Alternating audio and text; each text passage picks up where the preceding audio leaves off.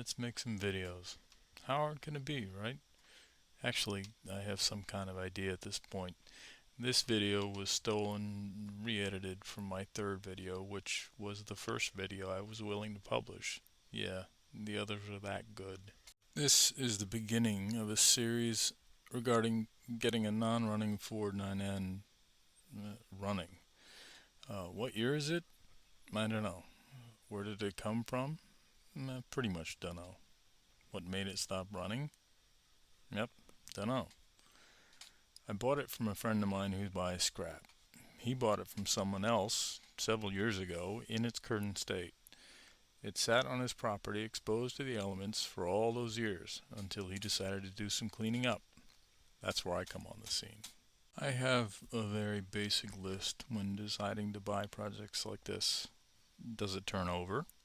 In this case, yes. Did it have compression? In this case, yes. Was it getting spark?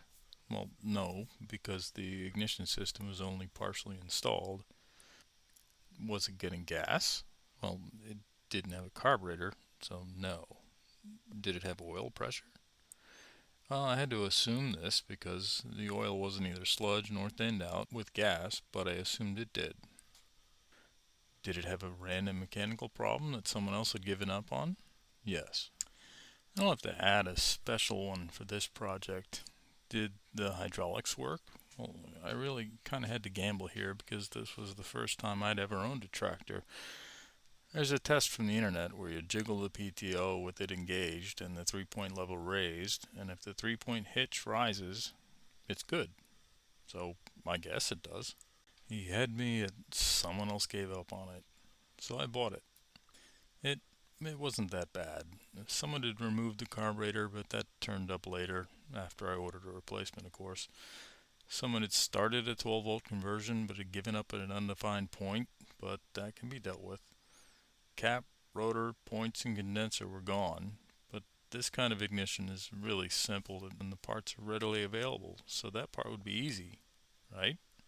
As a way to explain what's going on here, I bought this tractor before I had any camera gear, and I was kind of too amped to start working on it, to wait to learn how to use things properly.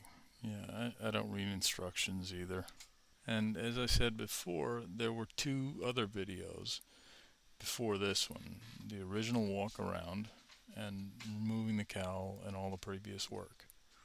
But these were terrible, so we start here. The cowl is off and most of the previous work has been stripped away.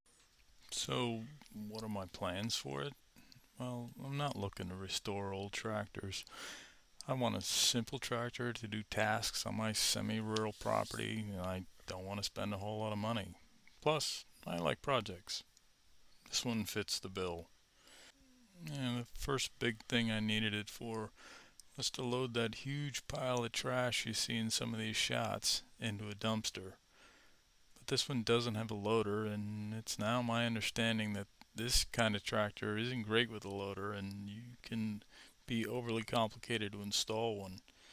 I like projects, but I don't like needless complication. Sounds like I might need a second tractor project, right?